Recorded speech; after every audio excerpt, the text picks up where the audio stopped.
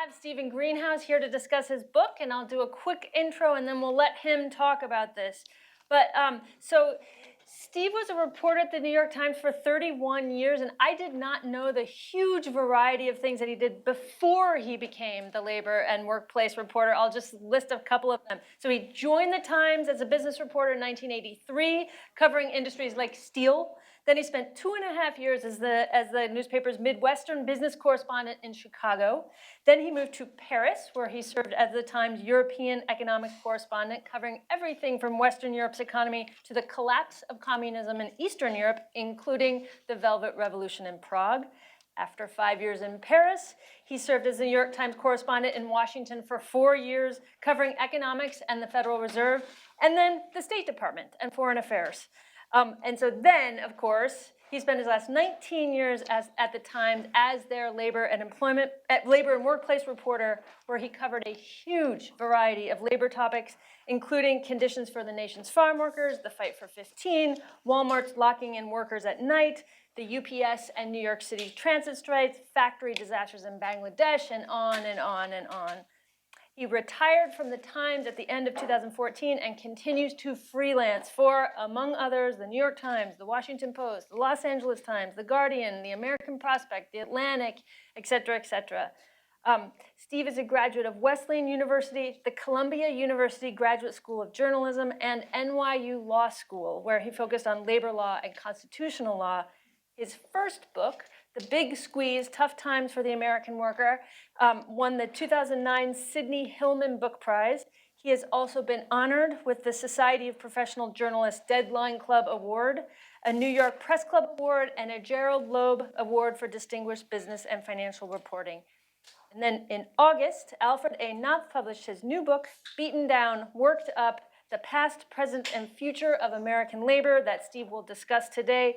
The book looks at key historic episodes that built America's labor unions and shows how unions and worker power help create the largest middle class in the world, as well as a fairer, more democratic America. And with that, I will turn it over to you, Steve. Thank you. You get a hug. You're allowed to hug? Totally.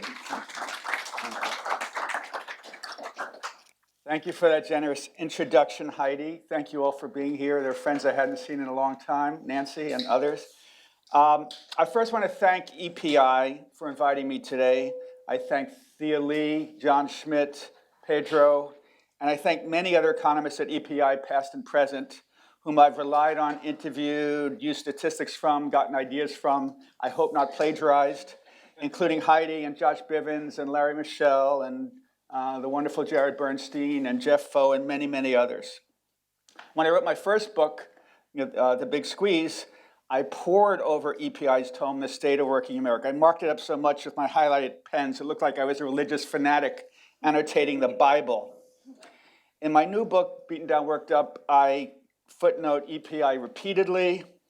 In the acknowledgments I write, I also owe thanks to the Economic Policy Institute for, month after month, providing extremely helpful statistics and reports on trends involving the nation's 150 million workers. That's very dry, but it's acknowledgments. I want to tell you an anecdote. So 3 years ago, I was a fellow at the Institute of Politics at the University of Chicago, and they encouraged us fellows to talk to different clubs. So I talked to the Human Rights Clinic at the law school, and the Young Democrats and Students Against Sweatshops, and I also spoke to the Young Republicans. And very bright young group, and one of them said, I see in your book, The Big Squeeze, you repeatedly relying on statistics from the Economic Policy Institute. How dare you? They're progressive. How can we trust them? They don't have credibility. They're progressive. And I said, the EPI is the very best source of information on worker statistics.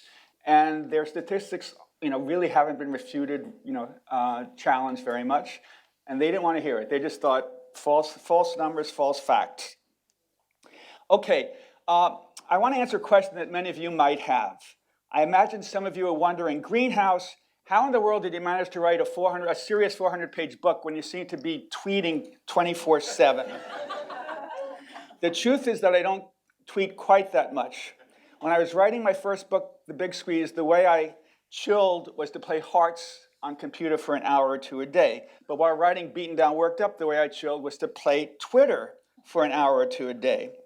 But to my mind, there's one big advantage of playing Hearts over playing Twitter. You don't have trolls firing back and calling you an enemy of the people, or a communist, or something anti-Semitic, or writing, "How can we believe anything you say? You used to work at the fake New York Times." Yes, sometimes I too feel beaten down and worked up. 5 or 6 years ago, when I was still at the New York Times, my editor at Knopf, John Siegel, invited me to lunch one day, telling me he wanted to ask me something. So over schnapps and pasta, he shared a concern that he had. He said, "I worry that young Americans know far too little about labor, they know far too little about what unions have achieved over the year, and they understand far too little about what the decline in unions and worker power means for America." So he asked me, can I, Steve, recommend anyone who could write a good history of labor? I told him, "John, I'm no dummy. I know you're asking me, do I, Steve, want to write a history of labor?" I told him that while I, as a New York Times reporter, was accustomed to writing a fairly flawed first draft of history, I was not a professional historian who felt comfortable taking a deep dive into archival material and original sources. As my wife will tell you, I'm already a total slob when it comes to throwing away papers. And if I started bringing copies of archival material and original sources back to our apartment, yikes, we'd probably get a divorce. Besides, I told my editor, John Siegel, there were some very good comprehensive labor historians that had recently been published. Joe McCartan, Melvin Dubofsky's renewed latest The History of Labor, a terrific book by Philip Dre, There's Power in a Union. I told John Siegel, I know a whole lot about the current situation for unions and workers. So he and I agreed. We did some serious negotiating. We reached a settlement without a mediator that I'd write a not overly long history, maybe 200 pages instead of the traditional 600 or 700 pages. And then I'd also devote a major chunk of the book to examining the current labor scene. In this book, I had 3 objectives. And before I want to say, writing a book like this, it takes a village. It really does. It's not, I'm the guy who does it and, spends day after day locked in my bedroom writing. But I got help from so many people, EPI, any number of lawyers and unions and worker centers, and I interviewed many workers, some of whom, I didn't have room for in the book. And I really want to thank everyone. My acknowledgments, I even had a paragraph thanking all these public relations people who helped me. And my editor said, they're paid to do that. Don't thank them. So anyway, I had 3 objectives in this book. First, I wanted to write a highly readable book that explains the history of labor and the important things that unions have achieved. Accomplishments like the 40-hour work week that so many people just take for granted. Accomplishments like safer workplaces and paid vacations and pensions. Remember the bumper sticker? I love it. Unions, the folks who brought you the weekend. I devote a chapter to the uprising of the 20,000 in 1909. That was in a power worker strike on New York's Lower East Side, which was, to that time, the largest strike by women in American history. Those women were fighting for a 52-hour work week. They complained that they often had to work from 7 p.m. to 7 a.m. and didn't even see the sun during the fall and winter months. And the women were also fighting for, having to stop paying for the needles and thread they used at work. A second aim of the book, I wanted to sound the alarm about a hugely important phenomenon that far too few Americans understand or are paying attention to, and that is that worker power in the United States has fallen to a dismal low. I'm sorry to say, I submit, to its weakest point since the 1930s. As a result, lots of things are badly out of whack, making millions of Americans feel that the system is deeply rigged. We saw how that played out in November of 2016 when an orange-haired demagogue embraced the theme that the system is rigged. And now that he's elected, we're seeing how his administration is day after day rigging the system further against workers and in favor of the wealthy. My book examines not just the wealthy, but corporations, of course. I know some of you are going to correct me on that. My book examines how the decline in worker power has fueled decades of wage stagnation and increased income inequality, and has skewed our system so that our politics and policy making are far too dominated by corporations and wealthy donors. John Kenneth Galbraith wrote about the importance of unions as being a countervailing source of power to corporate power.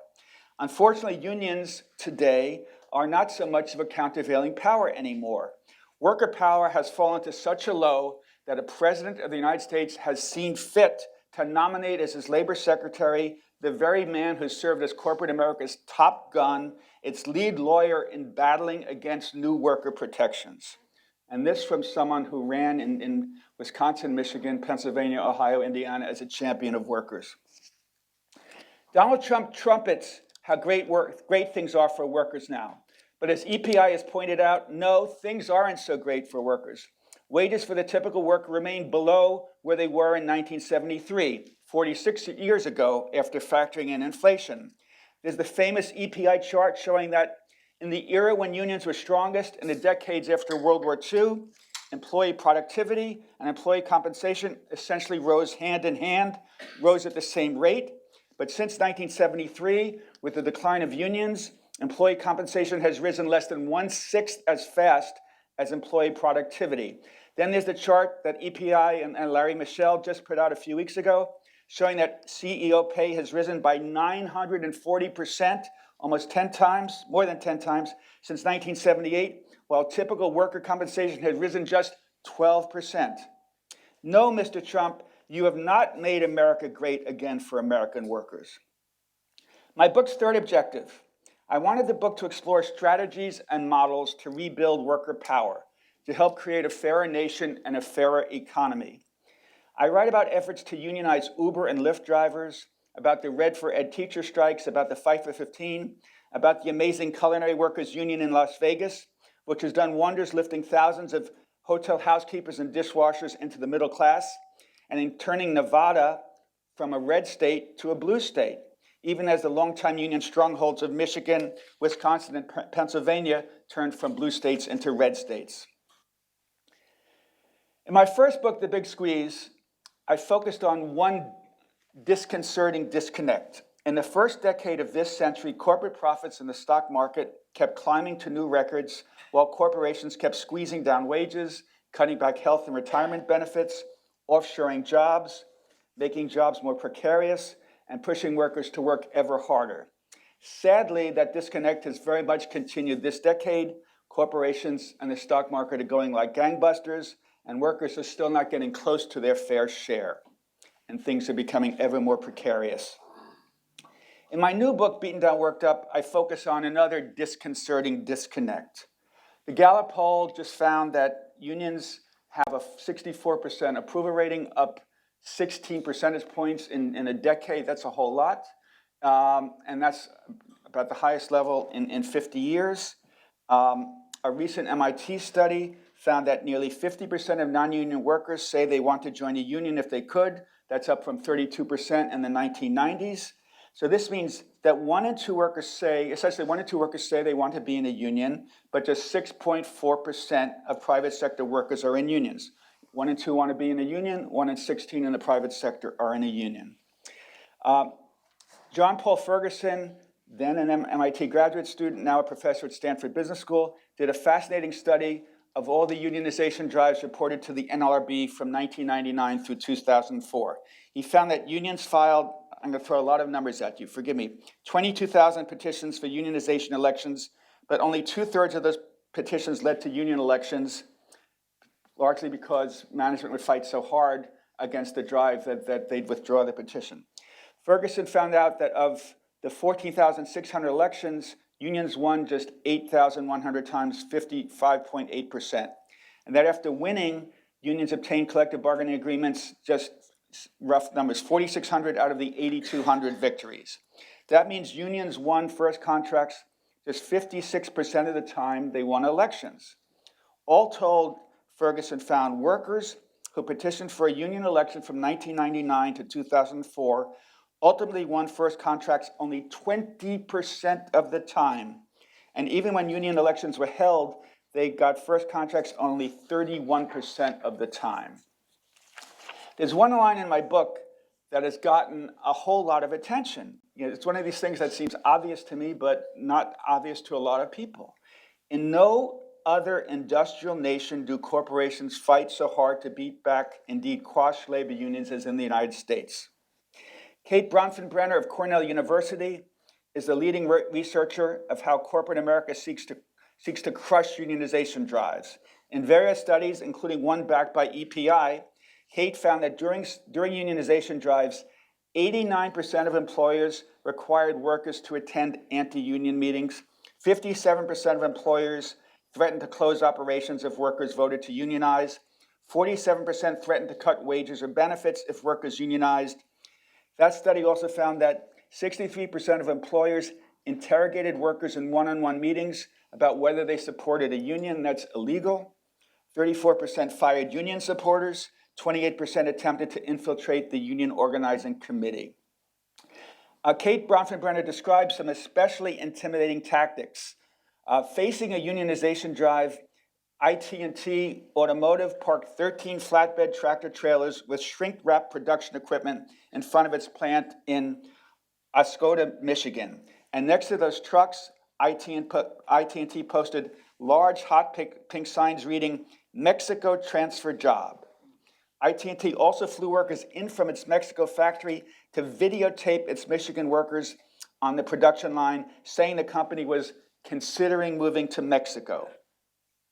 When a Fruit of the Loom factory in the Rio Grande Valley in Texas confronted an organizing effort, it posted yard signs in the community saying, "Keep jobs in the valley, vote no." Fruit of the Loom also hung a banner across the factory saying, "Wear the union label, unemployed." So what is to be done? What is to be done to rebuild, restore, rekindle, rejuvenate worker power? The Democratic candidates are talking far more than I ever heard about strengthening unions. They seem to have gotten the message. It's funny, I first turned in the manuscript of this book in February 2018. The book came out 17 months later. But I called for many of the things that the Democratic candidates are now calling for. They must have stolen the manuscript. Just kidding. I saw that Bernie Sanders introduced the Workplace Democracy Act back in 1992 that called for card check and called for arbitration if no first contract is reached within the first 90 days. And that became EFCA 10 years later, 15 years later. So, with the playing field tilted so much in favor of employers during unionization drives, I call for giving union organizers a lot more access to the employer's property to communicate with workers. I find it crazy that, employers, they of course have access to workers 24/7. They show anti-union videotapes in the lunchroom and the break room. I remember I was doing a story about University of Pittsburgh Medical Center. All the computer screens had anti-union, why am I blanking on the word? Screensavers, sorry, senior moment, sorry. I call for stiff fines for companies that violate the law to keep out unions. John Schmidt did a study finding that basically one in five rank and file union leaders, union activists get fired during unionization drives, and under the Great National Labor Relations Act, companies cannot be fined for breaking the law. So I call for much stiffer fines.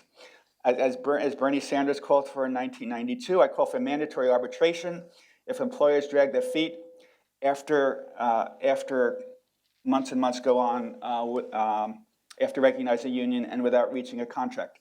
I call for card check as well. I don't think our Congress will ever agree to card check that says as soon as workers get 50% plus one, they'll have a union. I think even many Democrats are going to bow to the pressure of business lobby and say we can't totally trust card check. So I argue that folks in Congress will be much more amenable to proving card check if it's a 60% rather than 50% threshold. Some people disagree with me on that. I fear that even if these proposals, which are in the PRO Act, which is backed by Elizabeth Warren, Bernie Sanders, Kamala Harris, Beto O'Rourke, Amy Klobuchar, and Pete Buttigieg, even if these were all enacted, and the PRO Act calls for many, many other things to make it easier to unionize, I still think there will be problems. I fear that if these steps were enacted, private sector union density still won't increase much. It's now 6.4%. Maybe it would climb to 10% over several years. Maybe it would double. Some people of you might say it would go up much faster. I think unions have shrunk so much and the treasuries are so limited, and some of the unions' organizing abilities are so limited, and some union officials just aren't into doing aggressive organizing, that it's going to be hard to really rebuild unions very quickly and really reestablish worker power to begin to be where it should be. That's why Mary Kay Henry, president of the SEIU, said in a major speech in Milwaukee on August 21st that we need to go beyond these proposals for labor law reform and somehow go directly to industry-wide or sectoral bargaining. In a New York Times story I once did about the Fight for 15 with my colleague Liz Alderman in Paris, we wrote about the benefits of sectoral bargaining, why fast food workers in Denmark with their industry-wide bargaining average more than $20 an hour, while many in the US are making just $8 an hour. People often ask me, what is the most effective, fastest thing we can do to increase worker power in the US? And yes, a lot of these reforms to make it easier to unionize would be good, but I think they'd take a lot of years to really make much of a difference. And I choose, Tammy Baldwin, a Democratic senator from Wisconsin, Elizabeth Warren, they've made proposals that would let workers at large corporations elect. Tammy Baldwin says 33%, Elizabeth Warren says 40% of a corporate board. There's great public support of that. And I think if that were passed, and I think it would have a better chance of passing perhaps in some of the pro-union legislation, I think it could really change the conversation very quickly in a meaningful way, and maybe add worker concerns far more to the daily dialogue, and maybe make corporations far less aggressive in fighting unions. I could be wrong about that. I argue in my book that many of these good ideas to increase worker power and strengthen unions face a huge roadblock, and that's America's hugely broken campaign finance system. And I don't think that's addressed nearly enough. In the 2016 election cycle, business outspent labor 16 to 1, $3.4 billion to $213 million. And corporations and Republicans talk about big labor, right? All of the nation's unions taken together spend about $45 million a year for lobbying in Washington, while corporate America spends more than 60 times as much, just under $3 billion. Little wonder that many lawmakers seem vastly more interested in giving $1.5 trillion in tax cuts to corporations and the very wealthy, when corporate profits in the stock market were already at record levels, and income inequality, the income of the top 1% was its highest in forever, since the 1920s. So, I think that's another reason why many people in Congress are just not interested in raising the minimum wage, even though it hasn't been raised in over a decade. The longest it hasn't been raised since the Fair Labor Standards Act was first enacted 81 years ago. I think everyone who hopes to lift America's workers, I think every American who cares about building a fairer economy and fairer nation needs to focus far more on fixing our very broken campaign finance system. I'd like to end on this point before Heidi interrogates me. Corporate executives often say that we don't need labor unions, that corporate America and its human resources departments will make sure that workers are taken care of. In my book, I include Martin Luther King Jr.'s response to such a notion. Dr. King said, "The labor movement was the principal force that transformed misery and despair into hope and progress. Out of its bold struggles, economic and social reform gave birth to unemployment insurance, old age pensions, government relief for the destitute, and above all, new wage levels that meant not mere survival, but a tolerable life. The captains of industry did not lead this transformation. They resisted until they were overcome." Thank you very much. Happy to be here.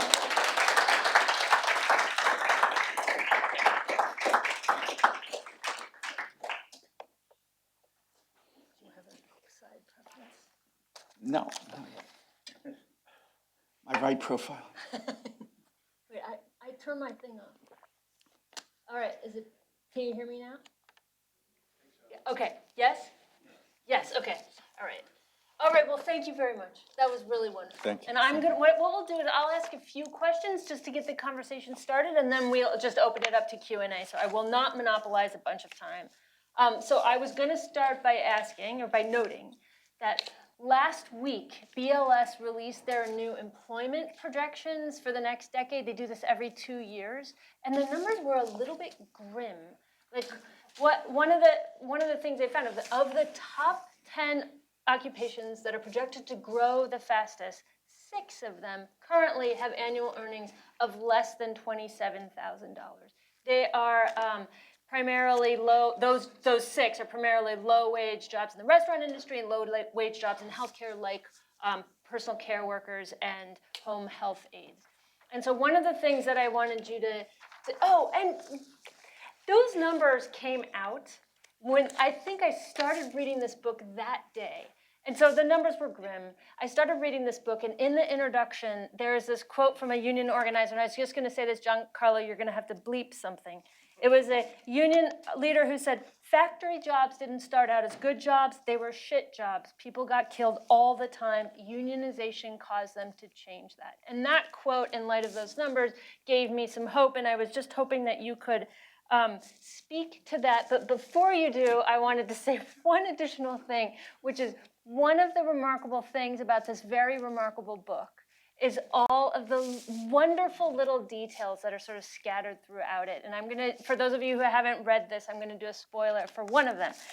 So there's a chapter on the uprising of the 20,000, which Steve mentioned in his opening remarks, which was in a 1909 strike. One of the key leaders was Clara Lemlich. And it was a strike of 20,000 women who worked in New York shirtwaist factories. And it was very successful. And when Clara was in her late 70s and was in a nursing home, she helped persuade the nursing home workers to organize. And it's sort of, there's this towering figure who understands the need to not just organize factory workers, but also low-paid service sector workers. So that's just, I was hoping that you could speak to that shift. And what do we do in light of where the growing jobs are coming from? Thank you, Heidi. I wish I had the answers. So one could unionize nursing home workers. It's hard, but the SEA and some other unions are doing it, but it's hard. Management fights back, it doesn't roll over. Home care aides, that's a much more complicated issue.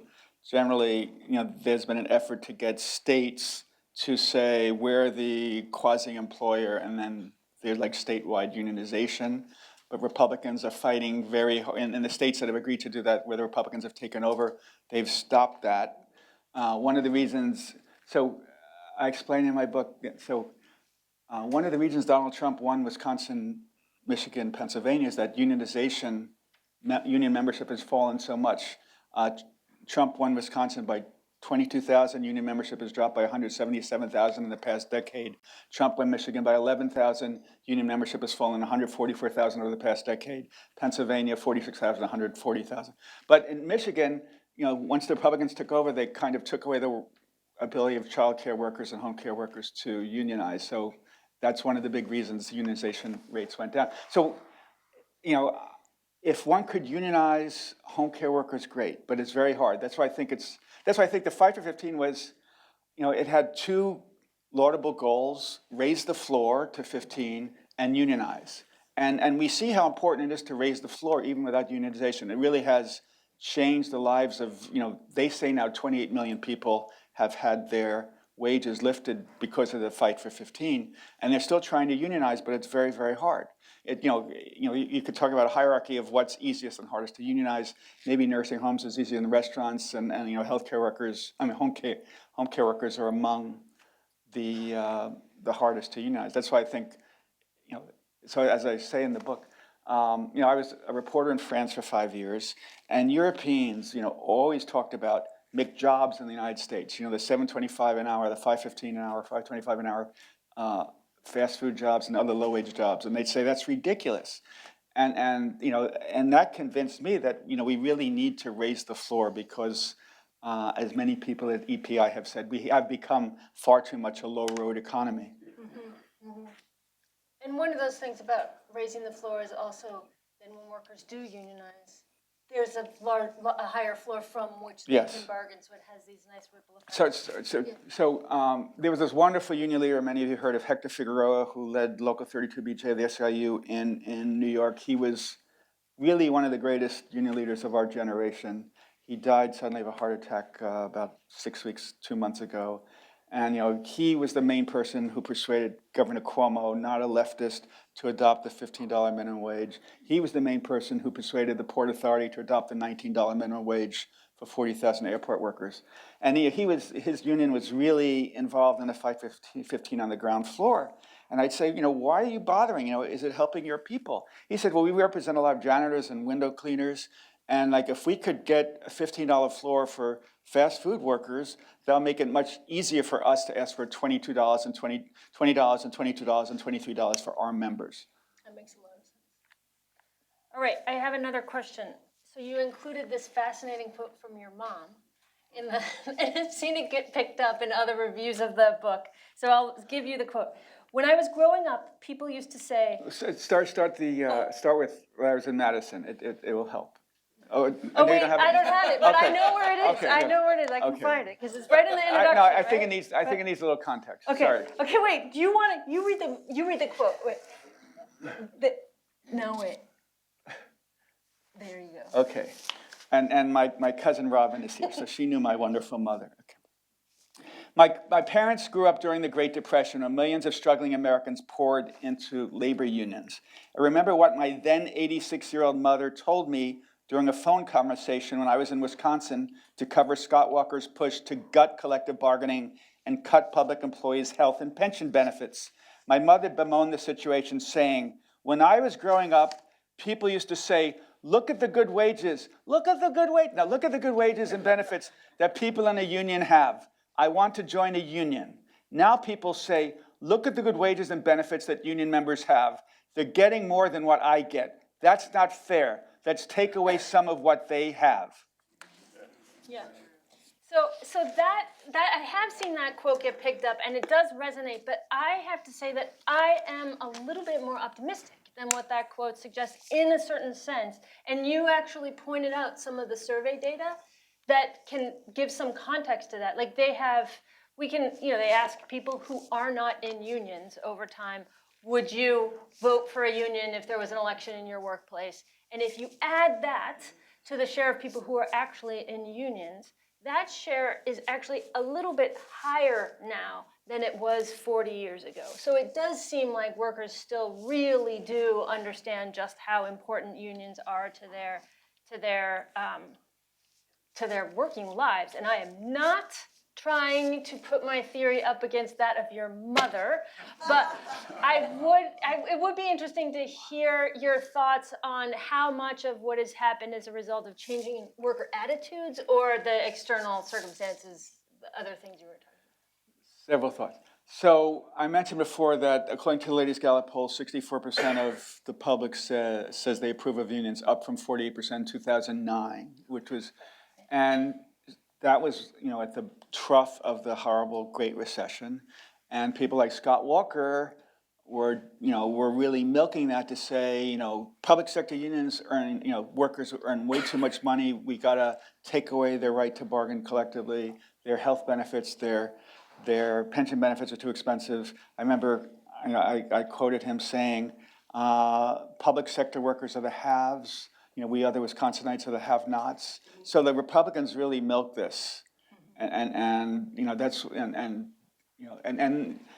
again, we have this huge anti-union effort funded by corporate America and the Koch brothers and many other folks. And part of that conversation is that unions are bad. Union members earn too much. And there was a period when the wages of auto workers, steel workers, a lot of construction were very high, and they've come down relatively in many ways, and the Republicans have been really expert in milking this, I believe, and I think we have to explain that it's better if we try to lift everyone rather than tear down someone who has a little better than we do. People used to aspire to have, and I think it's partly a sign of growing despair that, well, we can't have as much as what union workers have, so let's tear them down, rather than them thinking, hey, I could get that too, I could unionize. And I think unions aren't doing as good a storytelling the tale as they should. I mean, that's a whole other problem, that unions aren't organizing enough, unions aren't educating enough, but unions are much smaller, less rich, less powerful than they used to be, so it's hard for them. Okay. And maybe the Democrats should start telling that tale too. Yeah, and as you mentioned, there is some of that going on now in a way that wasn't happening at all before this cycle. So a surprise. So Bernie Sanders, no surprise. Beto O'Rourke, somewhat of a surprise, and Pete Buttigieg, somewhat of a surprise. They put out very astoundingly detailed labor plans, and Buttigieg is really like a masterwork of writing and persuasiveness and great graphic. It's like really good. Like every American should read that. Yeah, I agree. And when Buttigieg was running for, I think, state attorney general or state treasurer, he ran his union out of the local carpenters hall. Yeah. Okay, so my last question, and then I'm just going to ask one more question, and then everyone start thinking of the questions that they want to ask, because we'll open it up. But this is something that you actually talked about in your opening remarks, but I think it really can't be said enough. And I want to sort of preface this by telling a story that you told about your own life in this book. It was your first newspaper job in 1977. You were working very long hours for low pay. People started talking about organizing. You contacted somebody from the newspaper guild to have a meeting with a union organizer for dinner. Something like 50 coworkers signed up for the dinner. And the day that the dinner was going to happen, the newspaper announced that they were going to give everyone a 20% raise. So it is sort of a testament to what a threat of a union kind of used to be able to do. And you did note that it did sort of take the wind out of the sails of the interest in unionization. But the story was a real reality check for me, because I've been immersed in the other stuff you were talking about, this aggressive employer opposition to union organizing. And it's not me, but colleagues here, you'll be happy to know, are doing another sort of update of some of because some of that data is very old. So we're doing an update of a lot of that stuff. So there'll be great new stuff coming out, not in time for this book, obviously.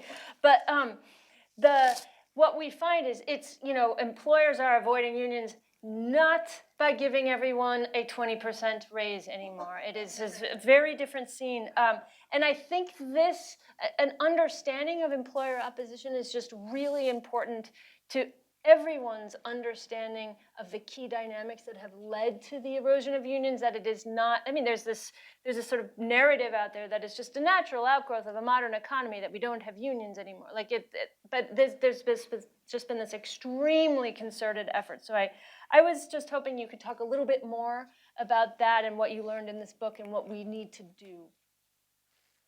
So when I was at the New York Times, I'd have conversations with editors, and I'd say, the playing field is really tilted against unions when you try to unionize. Like, that management has 24/7 access and captive audience meetings, and in the lunchroom and the break room they show anti-union videos and the anti-union screensaver, and then the Supreme Court in its Leachmere decision ruled that companies have every right to prohibit union organizers from even setting foot on company property. So you can imagine how the disproportional access. And in the Leachmere case, union organizers were just putting flyers on the windshields of cars in the parking lot. And the Supreme Court essentially said private property rights far, far, far trump outweigh unions' right or workers' right to hear what a union has to say.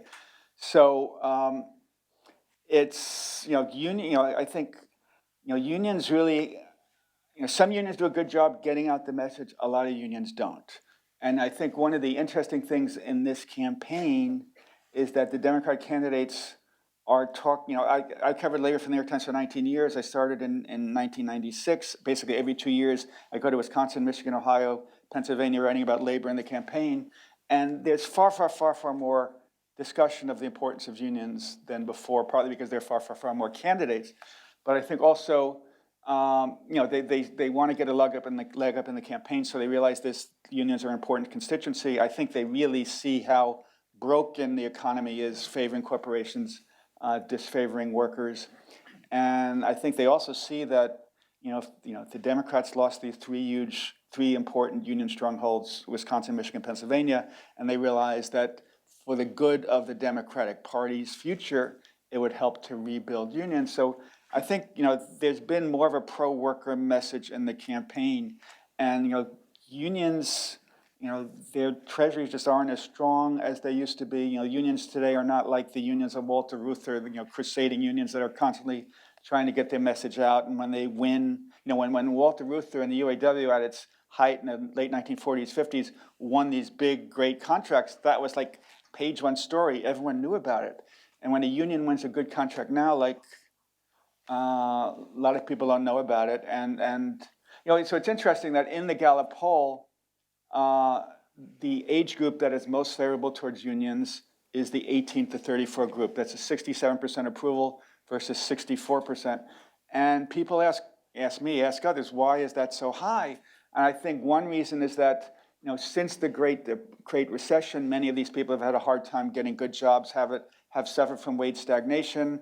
Many of them have horrible student debt. Many of them have seen the success of the Fight for 15, and they see a lot of adjunct professors are unionizing, and digital journalists are unionizing, and grad students are unionizing, and nurses are unionizing. So and then the red teacher strike. So there's some excitement. I think people are seeing more than they did 3 and 5 and 7 years ago about the benefits of unions, but still not enough. I want to say one last thing.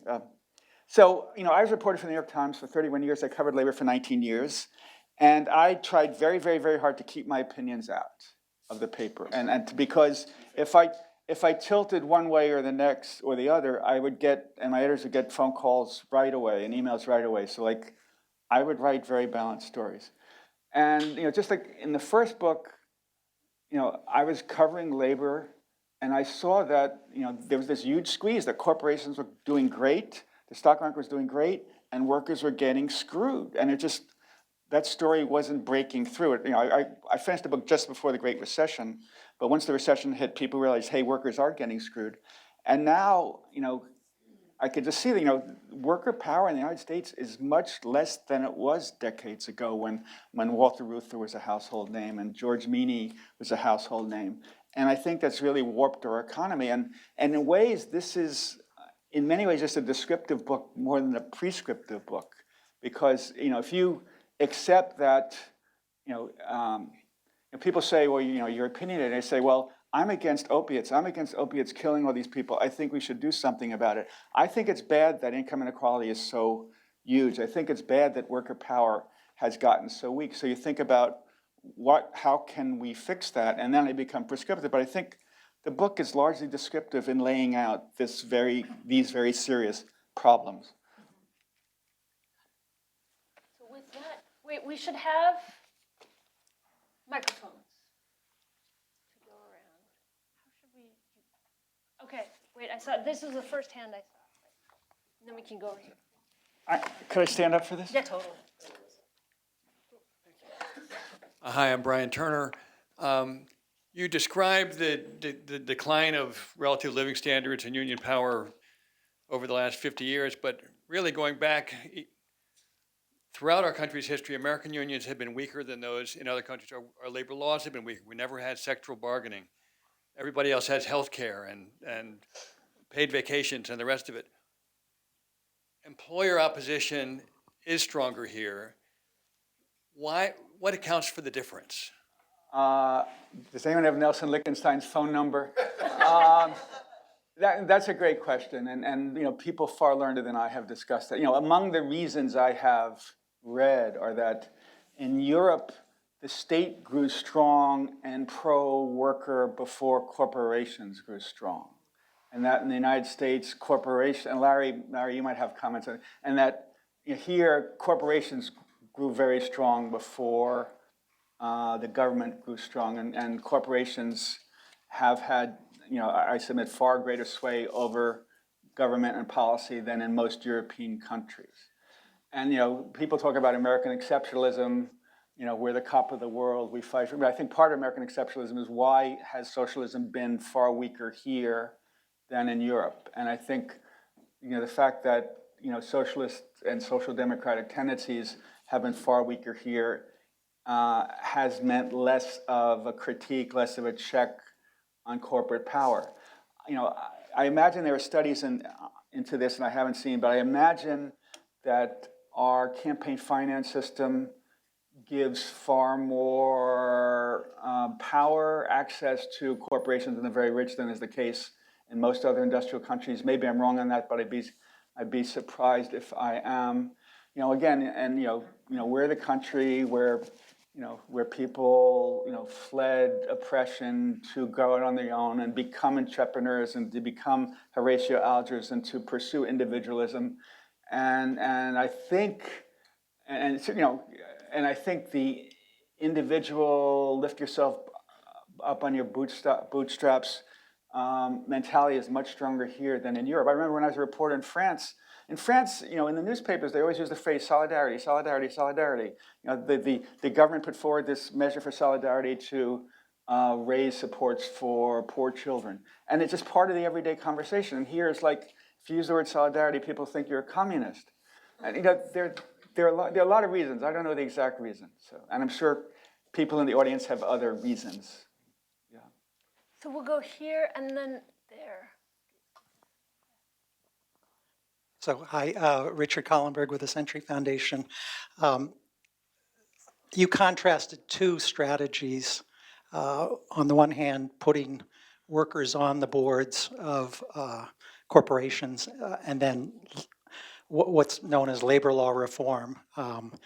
Marvin and I wrote a book called Why Union Organizing Should Be a Civil Right, trying to get beyond that term labor law, because I think that puts people asleep. But I imagine that when you said that the strategy of putting workers on a board is likely to be more effective, maybe the most controversial thing you said in this crowd. So I'm wondering if you can spell that out a little bit more. I took it to have two parts. One, that it would be easier to pass that reform than labor law reform, and also that it would have a bigger impact. So could you spell that out a little bit? So, as I said, I said I might be wrong about that too, but I think if you tell the public, that corporations have been far too obsessed with profit maximization. I mean, even Jamie Dimon admits that now, and that we have to fix it because corporations, they brought you opiates, they brought you climate denial, they brought you huge income inequality. We have to fix that. And a quick way to begin to fix that was to elect workers, maybe somehow community members, onto corporate boards. And I was at this forum that Wilma Liebman had set up with a professor, a corporate law professor at Columbia University, and he was saying it would just be a total waste of time letting workers elect 40% of the board. They're not going to do anything. It's just going to get in the way and screw up efficiency. He might be around, but I like to think it would change the conversation. In Germany, there's co-determination. Workers have 50% representation on the supervisory board, which is not the acting board of directors, it's the supervisory board. But clearly, German companies invest far more in their workers and training than American companies do. We've seen far less offshoring in Germany, outsourcing in Germany than we've seen here. So, there are many, many reasons for that, but I think one is that workers are elected to the board. And Rick, I'm not contrasting making it easier to unionize with electing workers to the board. My feeling is let 1,000 flowers bloom. Try various strategies, and hopefully, we'll win on some, and hopefully some will stick to the wall. I mean, I write about this terrific group in Florida, the Coalition of Immokalee Workers, which has done wonders for lifting living standard working conditions for 35,000 tomato pickers who really had, the worst conditions in the country. Many were kind of held in virtual slavery. And their strategy was to pressure Taco Bell and pressure McDonald's and pressure Burger King to get them to get the tomato growers to raise wages and make sure that they improve conditions. So I'm not saying there's one there's one strategy, especially with, with unions representing just 6.4% of workers. 15 out of 16 private sector workers are in unions, so we need many, many strategies to try to lift people.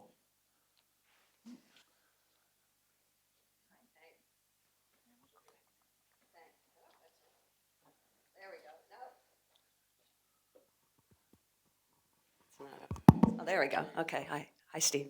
Hi. I'm Linda Foley, my question is: your former employer, the New York Times, is in the process, I guess, of still publishing a really wonderful project called the 1619 Project about the history of slavery in the United States.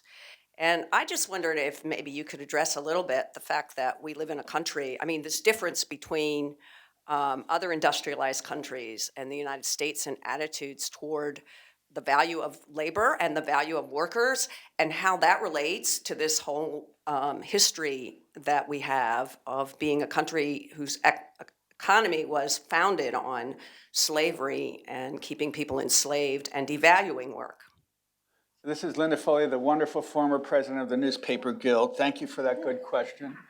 So when my book first came out, someone asked me, the fact that the United States had slavery, that horrible institution, does that affect, labor relations? And I kind of punted on that. I hadn't thought it through. And then a few days later, I was speaking in Richmond, and someone asked me that question again.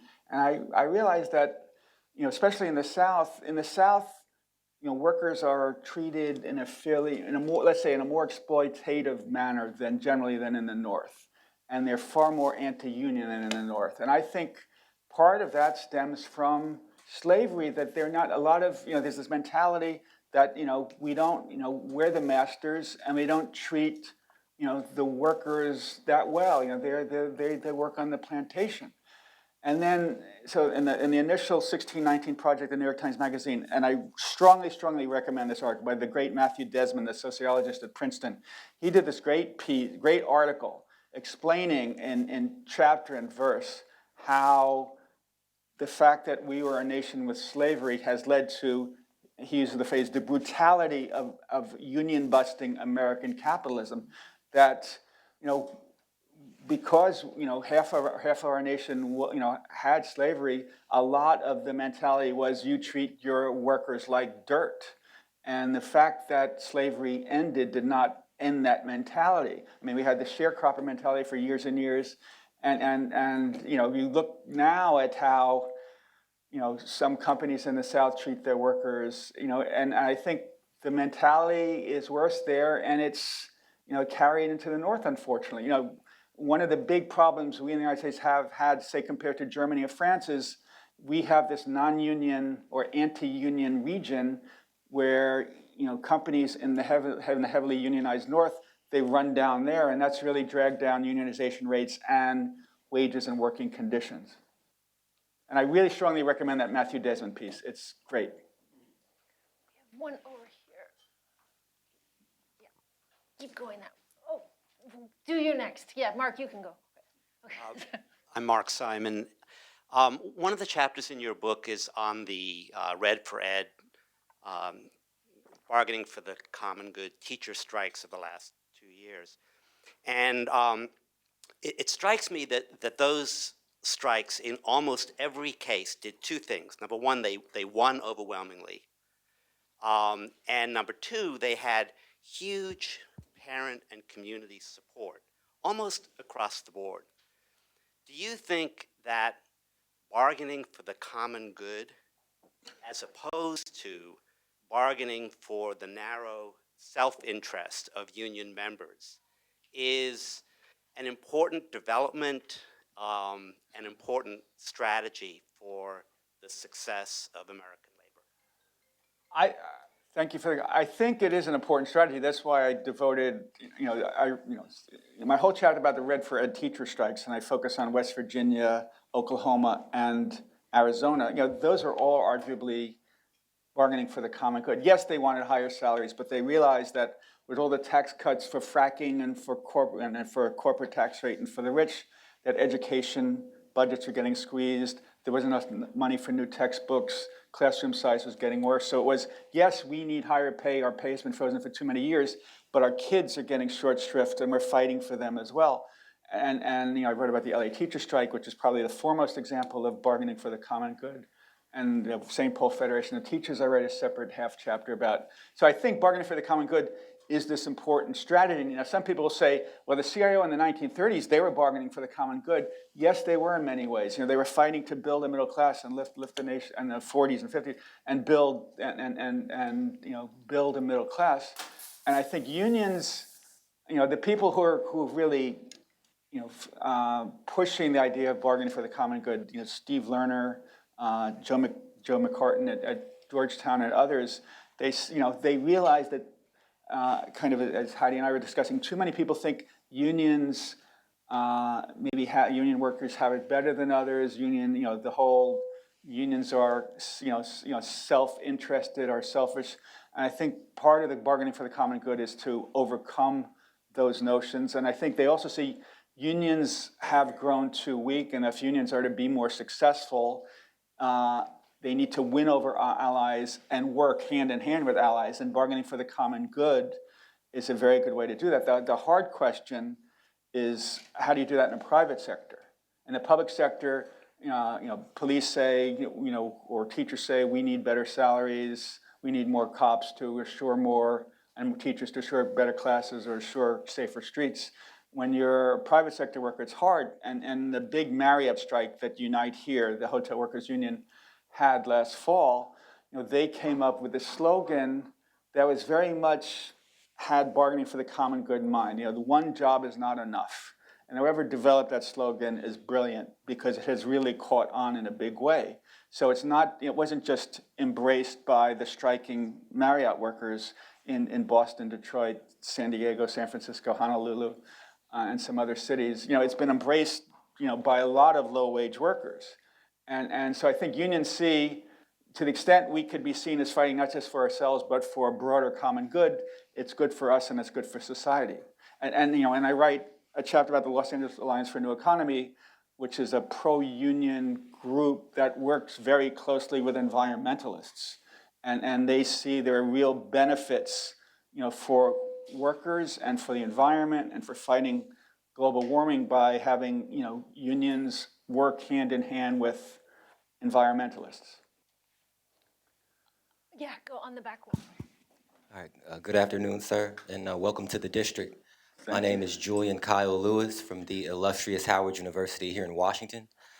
The perception of a livable wage varies among different factions of Americans. And in this day and age, what a lot of college graduates are seeing is the fringe upon where you require a small or medium-sized business to have like a 40-hour week like cut line, so where they're only hiring workers up to a 39-hour per week range to avoid having to offer them health insurance and different benefits like that so that they can earn like a true livable wage. So is there any way that you can see any of these political candidates targeting that aspect right there, where you're trying to get a full-time job, but your company can barely afford to decide whether or not they want to offer you health benefits in addition to the amount of hours that you would need, to cover your circumstances? Could you elaborate upon that? Thank you very much. Sure, thank you for that question. So I'm a big believer in healthcare as a human right, healthcare for all, universal coverage. We could have a debate about whether we should have Medicare for all or Medicare for anyone who wants it, but I think health coverage should not be tied to one's job. Healthcare should, we are the only industrial nation that doesn't have universal health coverage. We're the only industrial nation that doesn't have paid parental and maternity leave. We're the only industrial nation that doesn't have paid vacations for all workers. We in South Korea are the only two industrial nations that don't have laws guaranteeing paid sick days. And I talk about, in my book, I talk about America being a country of anti-worker exceptionalism. And that, that notion is kind of caught on. And it's like people don't realize how maybe wages in the United States are good comparatively to a lot of other countries, but the lack of benefits American workers have is appalling compared to many other countries. And employers are not required to give anyone health care. And some have rules saying, if we guarantee it to everyone with 40 hours, some say we guarantee it to everyone with 35 hours, some say everyone with 30 hours, and then all of a sudden people, they'll put a lot of people at 29 hours or 34 hours and 39 to deny it. And companies are going to game the system. And with the Affordable Care Act, there was a 30-hour threshold, so a lot of companies gave people just 29 hours. But I really think the solution is universal coverage, so that we're the only industrialized nation where if a factory closes with 1,000 workers or a call center closes with 1,000 workers, those workers and their families might lose their health coverage. I mean, that to my mind is crazy. Whether you have health coverage should not depend on whether you're lucky enough to have a job. It should be you're born into a society where everyone is guaranteed health coverage. I don't know if that's an adequate answer, but. The person in the back.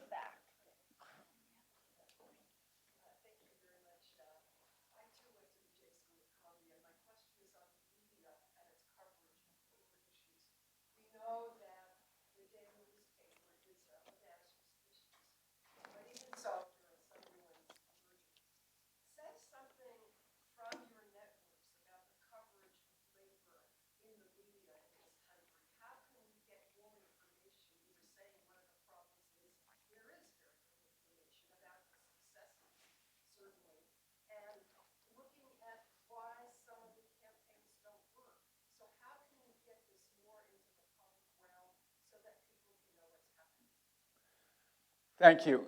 So there's less coverage of labor if labor means unions.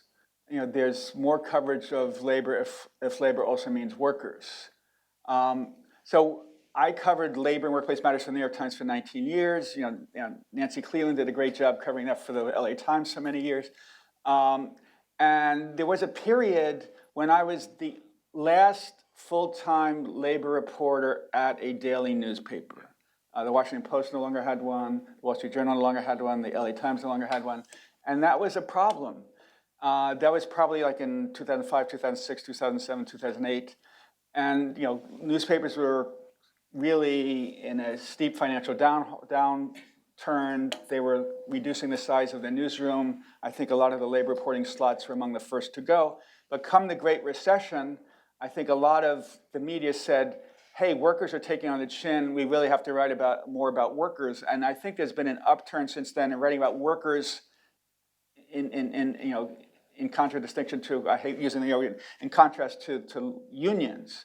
And a lot of economics reporters are writing far more about workers and labor than was the case 10 and 15 years ago.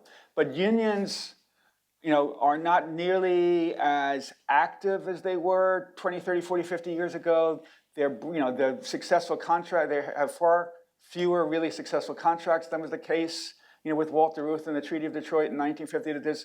And I think a lot of editors just don't, it's funny. So at the New York Times, Dave Jones was the national editor for about 20 years. And back in like the 60s and 70s, he was Detroit correspondent for the New York Times. He cared about, when he was national editor, he cared about labor because he grew up in that milieu.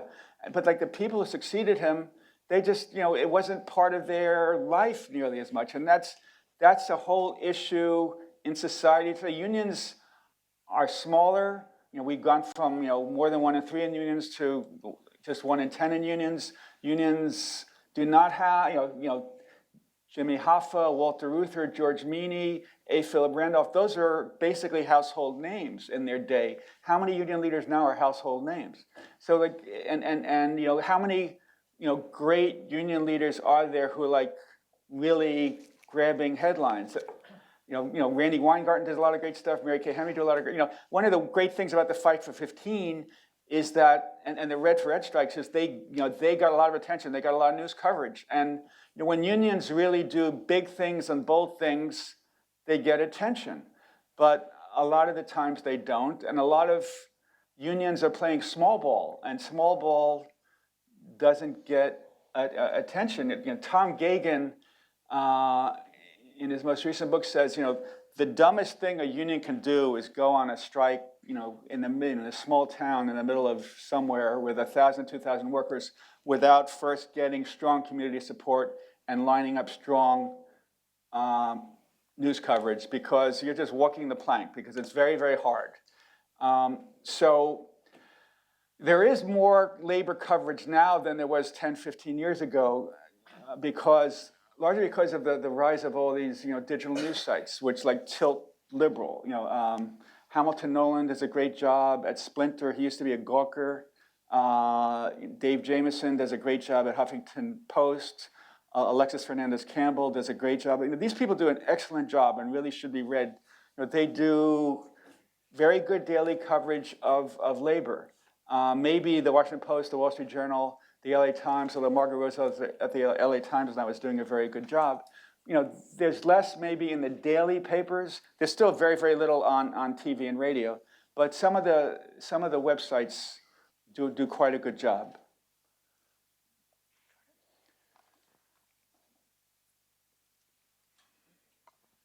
Jordan Barab.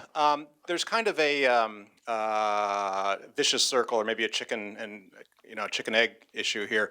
On one hand, you say, and we all say, that one way to strengthen the labor movement is to deal with campaign finance reform, pass the PRO Act, et cetera. But a lot of the obstacle to getting those passed is the fact that unions are so weak. So basically what we're saying is the way for unions to get stronger is for unions to get stronger. So how do you break into that kind of vicious circle?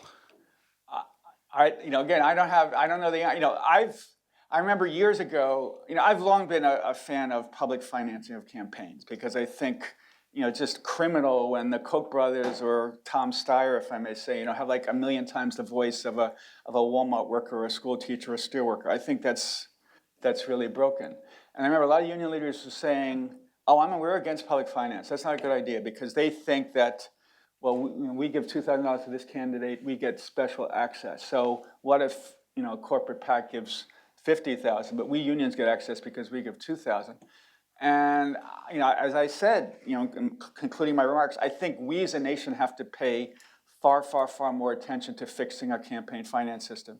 And it's great that the first bill passed by the new House of Representatives was a campaign finance bill.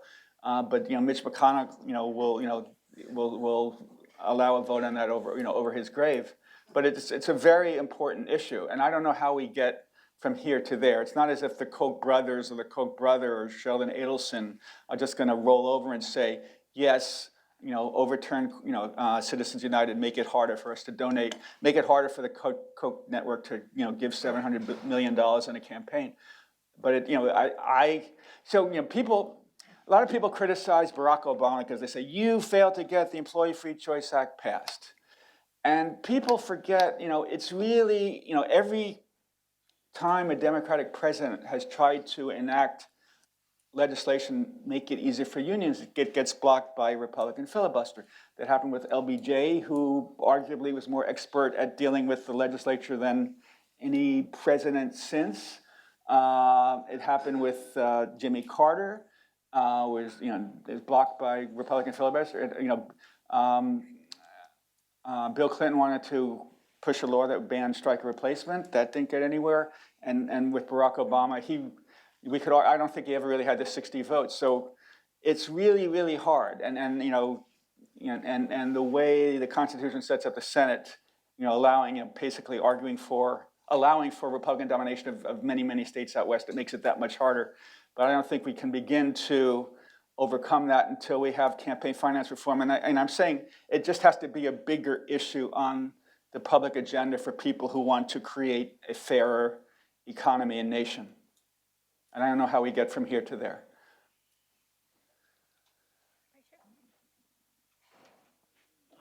John Wetmore, pedestrians.org. What do you see as the relative roles in law and policy at the federal level versus the state level? And is there any local level? So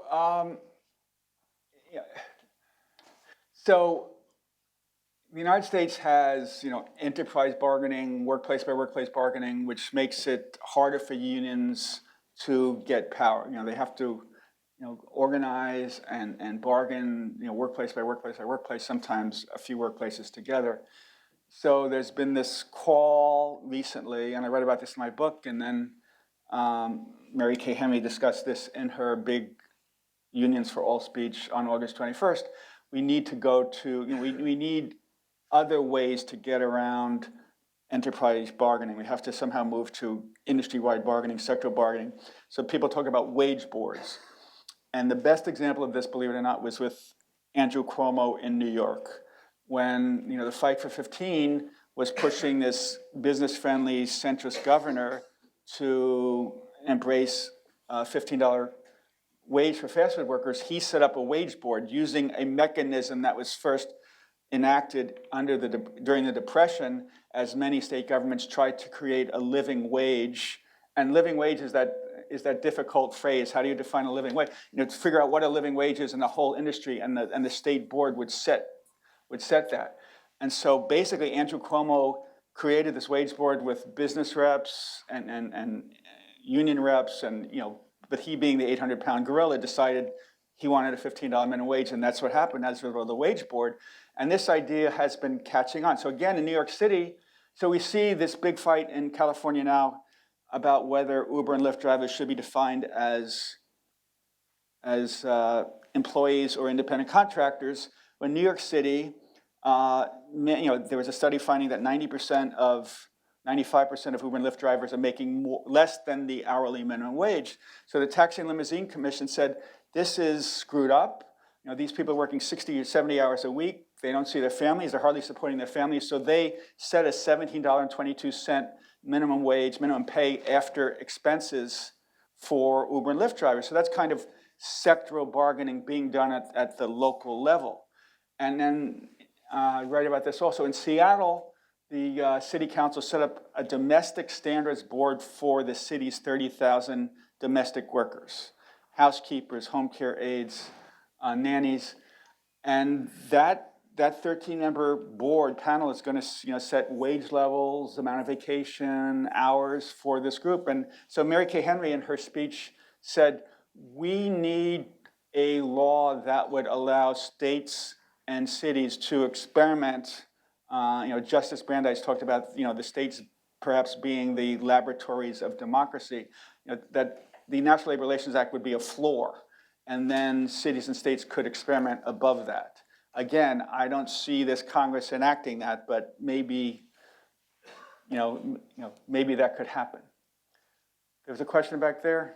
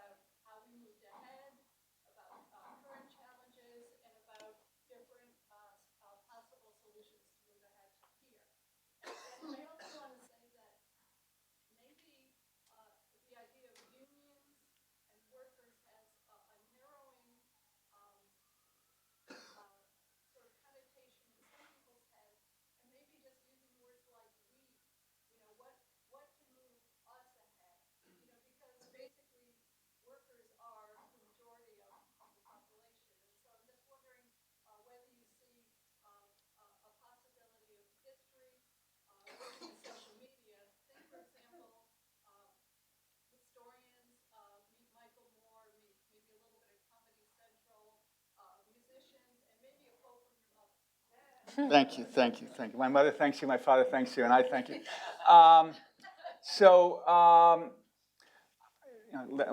Larry follows me on Twitter. So I had this tweet the other day saying, it would be great for some history graduate student or education graduate student to do a study about what does Texas and Mississippi and Georgia and Alabama teach to their grade school students about labor compared to, say, Michigan, New York, Massachusetts, Pennsylvania. That would be very interesting. And one thing that might be done is the teachers unions and others like try to really look at what is taught about labor, and don't just teach about the Triangle Fire. Teach about the Treaty of Detroit and the coal miner strikes and the Pullman strikes and A. Philip Brown. There's a lot to be taught, and we read stories about how the right wing expertly uses YouTube to move people further to the right and become more racist and more white nationalist. Maybe union stuff isn't quite as sexy as KKK. It's a challenge. It's a challenge. And you might not, YouTube might not be delighted to try to create algorithms that promote unionism. But unions haven't done nearly enough over the years, and the Democrats haven't done nearly enough. And you're right. Your impulse is right about how to do more, but it's not easy. And also on your point about whether it should be we, and I don't know if you mean WE or OUI, but some people say, let's talk about collective action. That's the phrase instead of unions. Let's through collective action, through working together, we could get more. And maybe, but unions are the structure that historically has done the most to raise workers. American law kind of says if you want to gather together and be most effective, the NLRA creates these tracks that you're to follow. But then you get groups like the Coalition of Immokalee Workers and the Los Angeles Alliance for a New Economy and the Workers' Defense Project in Austin and Somos in Santa Fe that are they're making strides, not as much as the UAW did, but the Fight for 15 was union backed, but it was not a formal unionization effort, and it achieved a whole lot.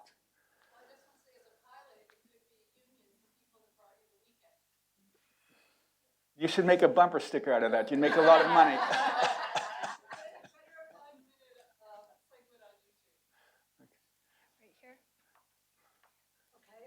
And there are movies like Norma Rae too. Why hasn't another movie like Norma Rae been made in the last 5 or 10 years? Let me also say yard signs. We have them in Chicago. I'm Kathy Herwood. I used to work for Congress, and so I wanted to raise what some members of Congress have been doing, because apart from legislation, there's solidarity action. And it was very amazing to me. We could get a dozen members of Congress on a letter to a corporate CEO asking for neutrality or to sit down at the bargaining table. And just 12 members would get a big response. Now we got a response 2 weeks ago. I don't know if everyone knows. There was an ethics charge filed against 15 members who sent a letter to Red Rock Casino. It was by the Orwellian FACT, Foundation for Accountability and Civil Trust. And they're arguing that they broke ethics laws by encouraging the corporation to get involved. So that's a comment. The question that I have is, it strikes us that focusing solely on wages could be a problem, in the sense that if you win something, you don't get the union. It was Fight for 15 and a union, and we had to say and a union all the time. One of the things that we were trying to do in Congress was to raise a lot of other issues. For example, on-demand scheduling, workplace safety. With nurses, we raised the fact that a unionized nurse felt free to blow the whistle on safety problems, where an unorganized nurse didn't. Should we be looking at and localizing it a little bit depending on solidarity actions and areas, but should we be looking at a broader package than just wages? I've never said we should only look at wages, and I took it upon myself a few weeks ago to say, just as Newt Gingrich had his Contract for America, worker advocates should have a contract for the American worker that calls for all the things that European workers have that we don't. Paid parental leave, paid vacation, paid sick days, universal health coverage, good training as in Germany, and yes, we need higher wages, but we need. The work. There you see these polls, OECD polls, other polls.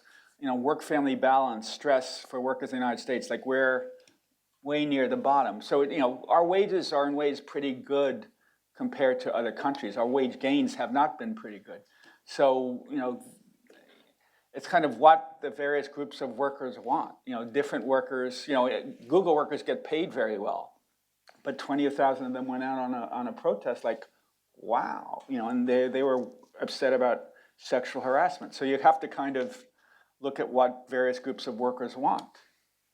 The Coalition of Immokalee Workers, the crew leaders would tell a lot of women, you want to work tomorrow, get into the truck with me for a few minutes. And there are a lot of millions of workers, and they have millions of issues. So. One more question. Is there any questions left? Are we, Larry, you want to finish it off? God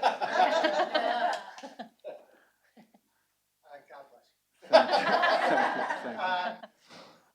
I just, on the YouTube thing and all that, I remember back in the Anita Hill hearing, and this is the Me Too era, rather than, while we're saying our wishes, sure, educate people about labor in school, but, there is nothing in school that you even learn about your basic rights as a worker. What is sexual harassment? What about safety and health on the job? What about the minimum wage? What about overtime? What about the National Labor Relations Act, et cetera?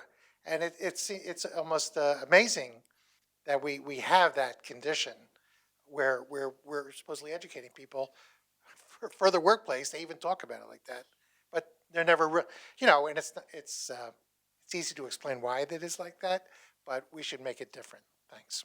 And thank you very much, Steve, for this book and what you've done and what you're doing. Thank you. Thank you. And I should say, and partly in response to Ellen's question, I wrote this book because a lot of young people don't know bupkis, as my mother and grandmother used to say, about labor and what they've accomplished and their rights. And I tried to write, there's some wonderful labor histories out there, but they're 700 pages and they get way, way in the weeds. And this one I tried to explain soup to nuts in a readable way that, isn't for, professional historians and for people to see, the issues out there and how a lot of workers were horribly mistreated in 1909 before the uprising of 20,000. A lot of workers are still horribly mistreated nowadays. And something has to be done to, lift rights for workers, make it easier for workers to speak out. Whistleblowing laws, need to be strengthened. Rich Collenberg and Moshe Marvit proposed moving to just cause standards for when workers are laid off or fired, that you can only fire them for just cause. And if we had that standard, and Bernie Sanders has called for that now, then workers will feel much more empowered to speak out about problems at work. Now, if you speak out about problems at work, they might fire you. They'll say, we fired you because you were 90 seconds late, not because you're a loudmouth, but or for no reason. Yeah. Well, they need a pretext.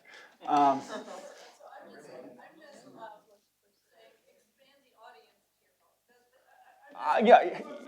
From your words to God, from your lips to God's ears. Yeah. I mean. All right. Well, thank you. Can I hire you as my public relations agent? Thank you. Thank you. So I'll be signing books. Yeah. You got it. Go for it. Okay. Thank you. Okay. Thank you. And thank you again for having me here. See you. Good to see you, Jordan. Made it to. Yes.